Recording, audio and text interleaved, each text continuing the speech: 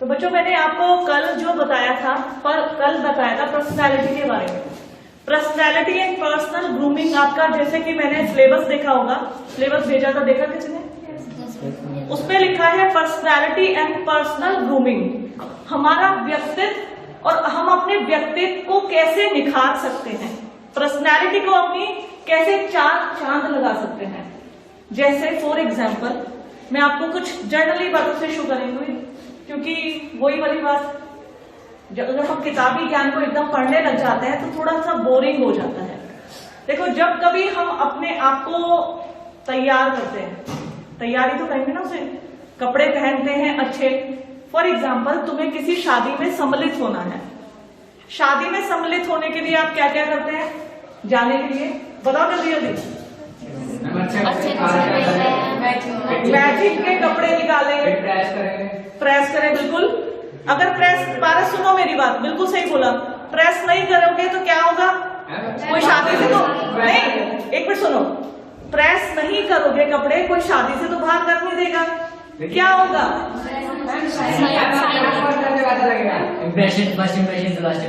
देखा, तुमने अपने मुंह से ही उसका आंसर बता दिया। हमारी पर्सनैलिटी से अगर हम कपड़े मुछड़े हुए, सलबट पड़े हुए पहनेंगे तो कोई हमें देखेगा, कहेगा कैसा लग रहा है। प्रेस कपड़े जो होते हैं हमारी पर्सनैलिटी पे चांद लगाते हैं, हमारे मुख को निखार देते हैं। ठीक है, आपने कपड़े निकाल लिए, साड़ी पहननी है, सूट पहनना है, बॉयज ने कुछ अपना कोट पैंट निकाला, जेल वेल लगा लिया, बालों को चिपका लिया, काला चश्मा लगा लिया ऊपर से, ठीक है, ठीक है, परफ्यूम छिड़क लिया, तो इससे कैसे लगोगे? जेंटलमैन, है ना? तो ये देखिए, मेरी बात समझने की कोशिश कर रहिएगा, ये चैप्टर ही कुछ इस तरह का है। इन सब बातों को मुझे आपसे करना पड़ेगा, क्योंकि that's a matter of personal grooming. Gentleman तो दिखेंगे, लेकिन ट्रस्टफुल और नहीं सर। अभी बता रही हूँ, आ रही हूँ मैं, उसी पे आ रही हूँ। देखो, हम कपड़ों को निकालते हैं, लड़कियां होती है मैचिंग के इयररिंग, मैचिंग की बैंगल्स, फिर लिपस्टिक, मेकअप, राइट, मेकअप भी पार्ट है इसका। मेकअप किया, अपने आप को तैयार कर लिया, फिर हम शादी में गए, शादी में देखते ही साथ आपकी मम्मी या रिलेटिव्स, क्या लग रही है, सुपर्ब। तो कहने का मतलब बच्चों इतना है, जिस प्रकार कपड़े हमारे व्यक्तित्व को निखारते हैं, कपड़ों को भारी आवरण में उसे कहूंगी, हम ड्रेसअप होते हैं, कपड़ों को पहनते हैं और अपने आप को चमका लेते हैं। इसी प्रकार हमारा बिहेवियर भी, कपड़ों के साथ साथ हमारा बिहेवियर जो होता है हमारे व्यक्तित्व को चांद लगा देता है। जो हमने कल पर्सनैलिटी पढ़ा, व्यक्तित्व पढ़ा, मैंने बताया था प्राचीन काल में व्यक्तित्व का मतलब आता था सिर्फ व्यक्ति के भारी दिखावे से, कितना लंबा है, कितना चौड़ा है, गोरा है, काला है, कपड़े अच्छे पहने हैं, ये सब उसके व्यक्तित्व को बताते थे। लेकिन वर्तमान समय में व्यक्तित्व की जो डेफिनेशन है वो चेंज हो गई है। यहाँ कपड़ों के साथ साथ हमारा बिहेवियर, हमारी बुद्धि, हमारी इंटेलिजेंसी जिसको कहती है, वो मैटर करती है। हम कितने चतुर हैं, कितने चालाक हैं, कितने चपल हैं, कितने तुरंत बुद्धि हैं, वो मैटर करता है। आप कहीं जा रहे हैं, ठीक है, सडनली कहीं आग लग गई, आप आग लगे भागो, एक तो ये हो सकता है, दूसरा ये हो सकता है आप उसको बचाने का प्रयास करेंगे, अपनी तरफ से कोशिश करेंगे, तीसरा आपकी तुरंत बुद्धि कहेगी सबसे पहले ये वॉच करना कि वहां पर कोई मौजूद तो नहीं है, या मेरे पास मोबाइल है, तुरंत आपने फोन मिलाया, फायर ब्रिगेड को फोन कर दिया। तो ये क्या है? तुरंत बुद्धि। आज की तारीख में आपकी पर्सनैलिटी आपके कपड़ों के साथ साथ आपके बिहेवियर, आपकी इंटेलिजेंसी, इन पर डिपेंड करती है। हम उसी की बात कर रहे थे, टाइप ऑफ पर्सनैलिटी। कल मैंने शेल्डन के अनुसार तुम्हें पर्सनैलिटी के प्रकार बताए थे। आज मैं कुछ उसी पर्सनैलिटी को इंडियन पर्सपेक्टिव में, भारतीय दृष्टिकोण में जो व्यक्तित्व है वो 3 प्रकार के माने गए हैं। श्रीमद् भागवत गीता उसके अनुसार ऐसा माना गया है व्यक्ति 3 प्रकार के होते हैं। व्यक्ति में गुण 3 प्रकार के होते हैं।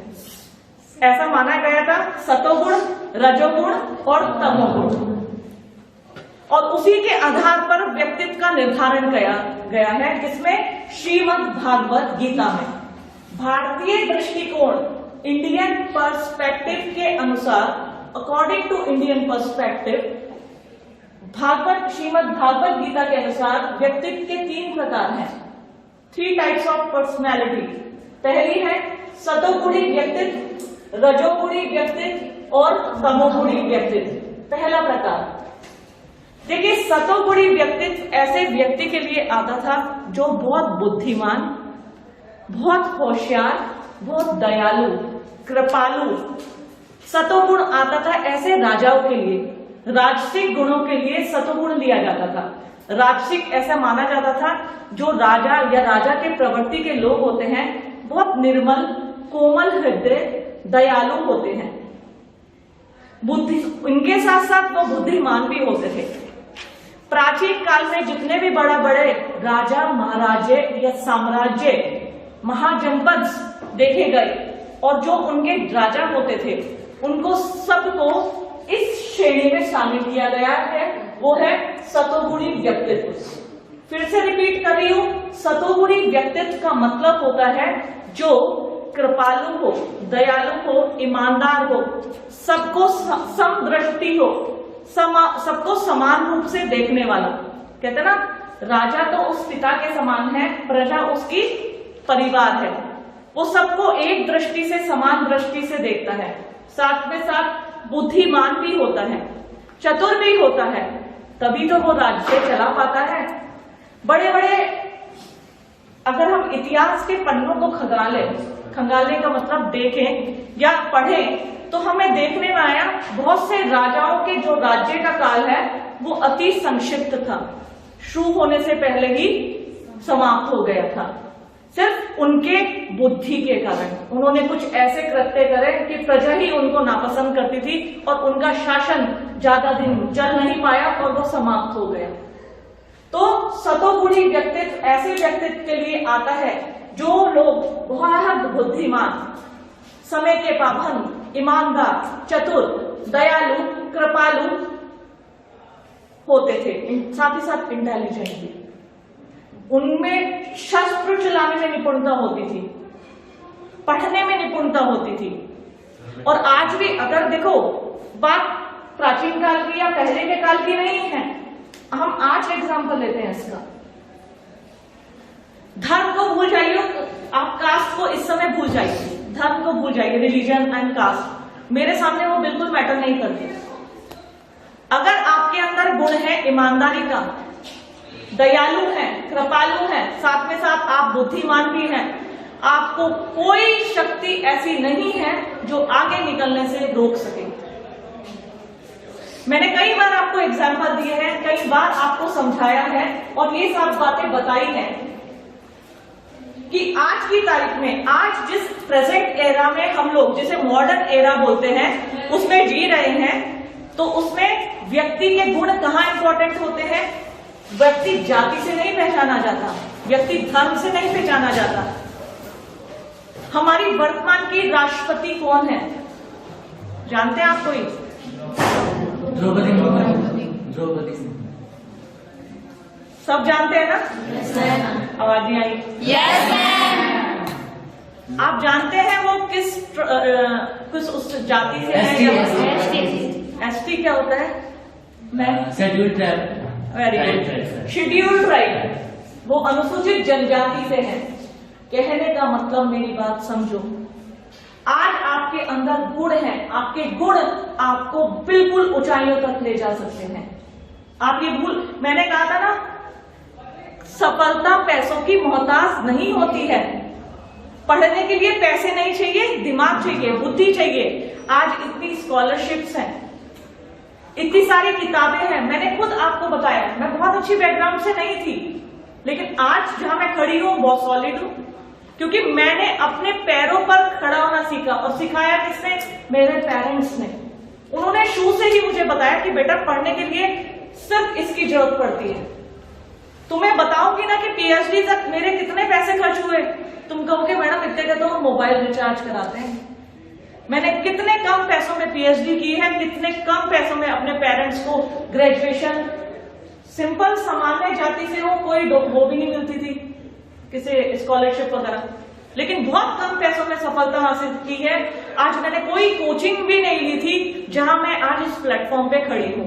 कहने का मतलब यदि आपके अंदर व्यक्तित्व, आपके अंदर के गुण अच्छे हैं तो आप सामान्य से उत्कृष्ट की ओर जा सकते हैं। बड़े बड़े आईएएस, पीसीएस, बड़े बड़े राजनीतिक नेता, पॉलिटिशियन, बड़े बड़े उद्योगपतियों को मैंने ऐसे देखा है बिल्कुल फर्श से अर्श, अर्श कहते हैं आसमान की ऊंचाइयां, फर्श जमीन, जिनको जमीन से उठकर मैंने आसमान तक जाते देखा है। तो हमारे अंदर के गुण प्रेजेंट एरा में हमारे आउटफिट के साथ साथ हमारे गुण इंपॉर्टेंट होते हैं, हमारे बिहेवियर इंपॉर्टेंट होता है, हमारी सब चीज, हमारे वैल्यूज इंपॉर्टेंट होती है, हमारे मूल्य इंपॉर्टेंट होते हैं। अगर हम भ्रष्ट हैं, करप्शन हमारे दिमाग में भरा है कि मुझे यहां से भी मिल जाए, यहां से भी मिल जाए, मैं ऐसा काम कर लूं तो गलत काम से मुझे 5 लाख मिल जाए, कभी भी सफल नहीं हो सकते। एक ना एक दिन ठोकर जरूर खाओगे। शॉर्टकट्स जो होते हैं ना, वो जिंदगी को भी शॉर्ट कर देते हैं। जो शॉर्टकट्स मारते हैं ना, वो जिंदगी को शॉर्ट कर देते हैं, इस बात का ध्यान रखना। सतोगुण जो मैंने बताया, ऐसे सतोगुण मतलब ऐसे राजसिक गुणों से है जिसमें व्यक्ति के अंदर जो मैंने गुण बताए थे, ईमानदारी, मेहनत, लगन, कोमल हृदय, साथ ही साथ इंटेलिजेंसी, कूट कर भरी। तो भारतीय पर्सपेक्टिव, इंडियन पर्सपेक्टिव, इंडियन दृष्टिकोण, भारतीय दृष्टिकोण देखें तो यहाँ पे सतोगुण यानी सबसे ऊंचा स्थान इनको दिया गया है। फिर आते हैं रजोगुण समृद्धि, राजसिक।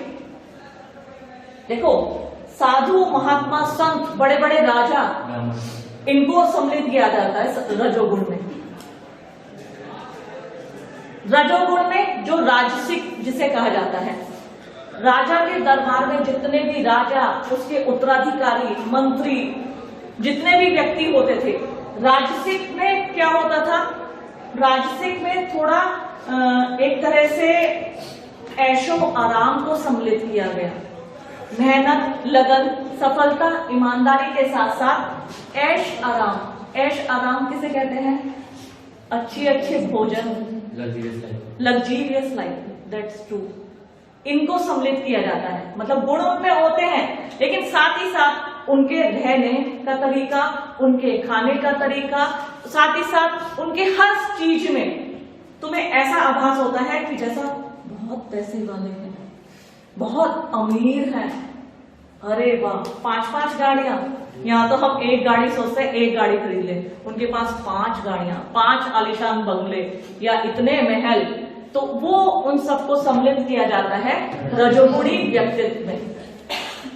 बहुत से लोग हम कहते हैं ना, जैसे किसी का वो होता है कि लग्जीरियस शुरू से ही, अरे हमें ऐसा खाना है, ऐसा पहनना है, ऊंची सोच है, ऊंचा सोचते हैं, ऐसा रखते हैं। कहीं ना कहीं उनका संबंध रजोगुणी व्यक्तित्व में सम्मिलित किया जाता है। और तमोगुणी तामसिक प्रवृत्ति, तमोगुणी व्यक्तित्व कहते हैं तामसिक, मांसाहारी भोजन करना, शराब का सेवन करना, थोड़ी गलतियों को भी कर देना। तामसिक प्रवृत्ति वाले मतलब जिसमें इन सभी बुराइयों को भी सम्मिलित किया जाता है। जुआ खेलना, ठीक है, किसी को परेशान करना, भोजन में कंट्रोल ना होना, मांसाहारी भोजन खाना। जैसे कई लोग होते हैं ना जो सतोगुणी होते हैं, शुद्ध शाकाहारी भोजन, कि हमें पशुओं को परेशान करना ही नहीं है। लेकिन तमोगुणी में कि आज तो चिकन हो जाए, आज मटन हो जाए खाने में, ठीक है, और आज साथ में साथ जैसे शराब, मदिरा सेवन करना, इन सबको। तो ये ऐसे व्यक्तित्व को, जुआ खेलना, अपने पैसों को, जो कितने अमीर होते हैं पैसों को हार जाते हैं, जुए में लगाते हैं, लत पड़ जाती है, तो ऐसे व्यक्तित्व को सम्मिलित किया जाता है तमोगुणी व्यक्तित्व में। तो भारतीय दृष्टिकोण में 3 प्रकार के व्यक्तित्व बताए गए हैं, सतोगुणी, रजोगुणी और तमोगुणी। ध्यान रखिएगा इस बात का। नेक्स्ट हम आते हैं साइकोलॉजिकल पर्सपेक्टिव। साइकोलॉजिकल पर्सपेक्टिव, इसको मैं थोड़ा आज डिस्क्रिप्टिवली बताऊंगी। मनोवैज्ञानिक प्रकार, यानी कि इसको हम बताएंगे साइकोलॉजिकल टाइप्स जो है इसके व्यक्तित्व के, पर्सनालिटी के, वो भी 3 प्रकार के हैं। साइकोलॉजिकल में कई बार ये शब्द को तुम्हारे सामने बोलती हूँ कि मैं साइकोलॉजिकल तरीके से पढ़ाना अच्छा लगता है। साइकोलॉजिकल क्या समझते हो तुम, मुझे पहले ये बताओ। मनोविज्ञान विज्ञान है ना, उसकी बात कर रही है। जैसे किसी के माइंड में क्या चल रहा है उसको जानना। बिल्कुल, किसी के दिमाग में क्या चल रहा है, किसी के क्या सोच रहा है। तुम इस समय सभी क्लास में बैठे हो, मैं लेक्चर दे रही हूँ, तो तुम्हारे उसको सुन के क्या भाव आ रहे हैं, या तुम्हारा दिमाग कहीं बाहर लगा है कि पेट में चूहे कूद रहे हैं, समोसा खाना मैडम ने यहाँ बिठा रखा है। साइकोलॉजिकल, देखो मैंने तुम्हें एक बात बताया था ना, व्यक्ति का जो दिमाग होता है ना वो भी कई प्रकार का होता है। एक होता है मंकी माइंड। मंकी माइंड किसे कहते हैं? चंचल। याद है तुम सबको? कि पल भर में हम यहाँ बैठे हैं, कुछ चल रहा है सामने, कोई भाषण या कोई लेक्चर, तुम्हारा दिमाग पहुंच गया, कपड़े सिलाई पे देखे वो ले भी आए, डिजाइन भी दे दिया, खाना भी खा लिया, ठीक है, कहीं के कहीं पहुंच जाओगे। पूजा कर रहे हो, पूजा करने में कंसंट्रेशन नहीं है, पूजा कर रहे हो, याद आ रहा है अच्छा कल क्या किताब थी, मंत्र चल रहा है, मतलब मंकी माइंड। हमारा दिमाग, रात को हम सोएंगे इतने सपने आते हैं क्योंकि हमारा जो माइंड है मंकी माइंड है। और मंकी क्या करता है, एक पेड़ से दूसरे पेड़, दूसरे पेड़ से तीसरे पेड़। इसी तरह हमारा दिमाग है। अगर हम कहीं किन्हीं लोगों से, अक्सर मैं सुनती रहती हूँ, मैं भी काफी लोगों को सुनती हूँ, तो उन्होंने, किसी ने बताया था कि मेडिटेशन करना चाहिए। मेडिटेशन करने से एकाग्रता बढ़ती है, मतलब अगर हम कुछ काम कर रहे हैं तो काम में ही दिमाग रहेगा, मंकी माइंड नहीं होगा, इधर उधर नहीं भागेगा। इसको बताने से पहले मैं एक थ्योरी तुम्हें बताऊंगी। सिगमंड फ्रायड की थ्योरी है। फ्रायड एक मनोवैज्ञानिक थे, सिगमंड फ्रायड। सिगमंड फ्रायड ने कहा था व्यक्तित्व का विकास कैसे होता है। व्यक्तित्व मतलब जैसे हमारी पर्सनैलिटी, बहुत ध्यान से सुनना, इंटरेस्टिंग भी है और साथ ही साथ इंपॉर्टेंट भी है। सिगमंड फ्रायड ने कहा था कि व्यक्ति जो सोचता है ना किसी भी बात को, वो 3 तरीके से सोचता है, उसके अंदर 3 भाव है। वो भाव क्या है? Id, ego and super ego. Id, ego and super ego. Id, ego और सुपर ईगो। इसको हिंदी में कहेंगे इद, अहम और परा अहम। अहम मतलब अहंकार। ध्यान से समझना, फ्रायड कहते थे कि व्यक्ति का जब विकास होता है ना, व्यक्तित्व का, देखिए खुद मैंने ये ऑब्जर्व किया तो मुझे अपने आप में ये सही लगा। आज मैं फ्रायड की थ्योरी आप लोगों को बता रही हूं तो इसको बताने के पीछे एक लॉजिक है। लॉजिक क्या है? क्योंकि मैंने इसको पर्सनल वे में ट्राई किया है या मैंने सोच के देखा है, तो मुझे लगता है बिल्कुल मेरे साथ भी ऐसा ही हुआ है। और आज ये सिद्धांत सुनने के बाद तुम भी अपने आप को ऑब्जर्व करना कि वो इसको क्यों कहते थे और इसको क्यों साइकोलॉजिकल पर्सपेक्टिव में सम्मिलित किया गया है। देखिए, सिगमंड फ्रायड कहते हैं किसी भी व्यक्तित्व का जब विकास होता है या व्यक्ति सोचता है तो वो 3 चरणों से होकर गुजरता है, जैसे इड, अहम और परा अहम। इसको एक एग्जाम्पल से समझाऊंगी आप लोगों को। एक व्यक्ति बहुत दिन से भूखा है, 10 दिन से उसे खाना नहीं मिला है और वो अत्यंत पीड़ित है, भूखा है, बस उसके दिमाग में ये चल रहा है कि मुझे कहीं से भी भोजन मिल जाए। वो एक दुकान पे गया, उसने देखा कुछ खाने का सामान रखा है, वो उसको देख रहा है, उसके पास पैसे नहीं है लेकिन भूख भी लगी है। अब उसने सोचा पैसे तो मेरे पास नहीं है, ऐसा करता हूं उठा लेता हूं उसको चुपके से, कम से कम उठा लूंगा, खाऊंगा तो पेट तो शांत हो जाएगा। ऐसा लग रहा है अगर मुझे खाने को नहीं मिला तो मैं अपना शरीर ही त्याग दूंगा। तो व्यक्ति की जो भूख है वो है उसका इड जो मैंने बोला है। जो व्यक्ति की भूख है वो व्यक्ति का इड है, जो उससे कह रही है कि भूख पेट को भर, इस समय कुछ मत सोच, ना तुझे नींद आएगी भूखे पेट और तू मर भी सकता है। तो व्यक्ति की भूख कहलाती है ईड। फिर ईगो, चोरी कर ले, उठा के भाग जा, कैसे भी कर, इस पेट की भूख को शांत कर। ईगो क्या कहता है, उसको परिस्थितियों के चाहे गलत तरीके से चाहे सही तरीके से काम को पूरा कर भैया, है ना। समझना मेरी बात, हमारी ईगो अभी अपने अपने कमियां भी, मैं भी अपनी कमी बताऊंगी, तुम्हारी कमियां भी बताऊंगी। बहुत सारी चीजें मैं क्लास में नोटिस करती हूँ। ईगो कहेगा भूख शांत करनी है, चोरी कर ले, उठा ले, भाग जा, ले जा, लेकिन इस भूख को शांत कर। ईगो ने चाहे परिस्थितियां सही हो चाहे गलत हो, उसे चोरी करने की भी राह दिखा दी। लेकिन सुपर ईगो, परा अहम व्यक्ति के पास आएगा, कहेगा नहीं, आज तू चोरी करके खा लेगा, सारी जिंदगी पछताएगा। अब तक तो तूने कोई गलत काम नहीं किया, अब एक पेट की भूख को शांत करने के लिए तू कह रहा है इसको चोरी करके भाग जा।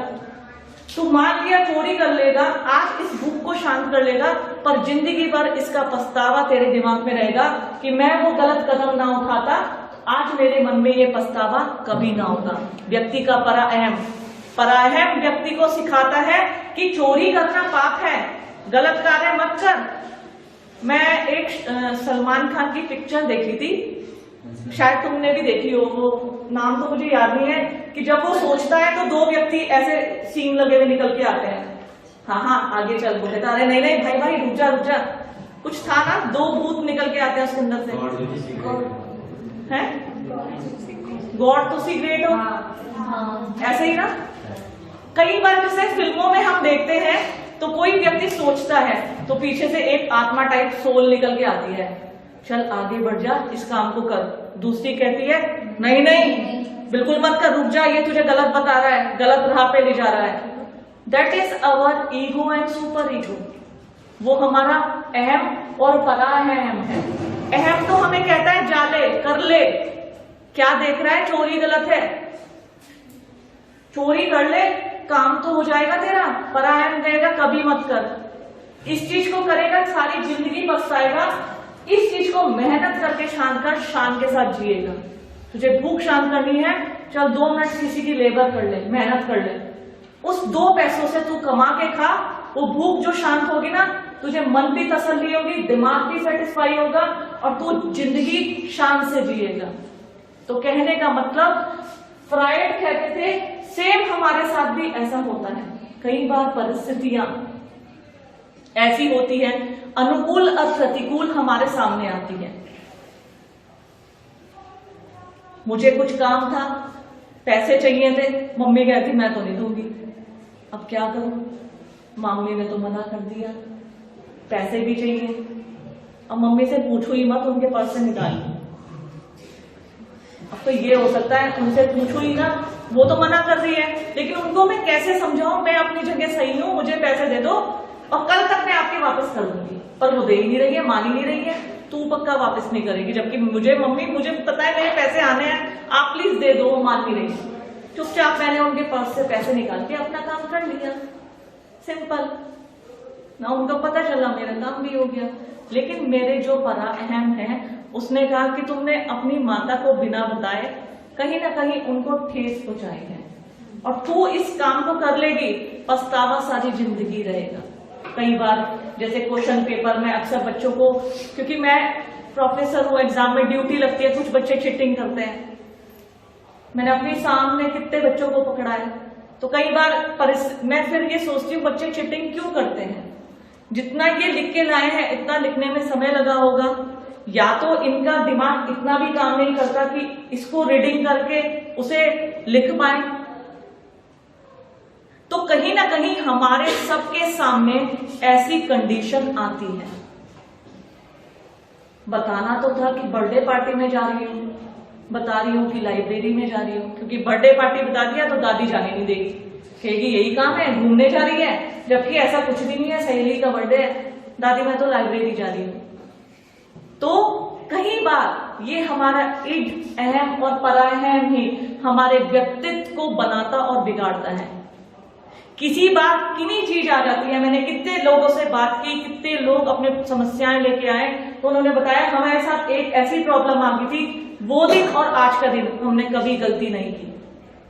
हमने गलती की थी, उस दिन की थी, लेकिन वो दिन हमने कसम खा ली थी आज के बाद ऐसा नहीं करेंगे।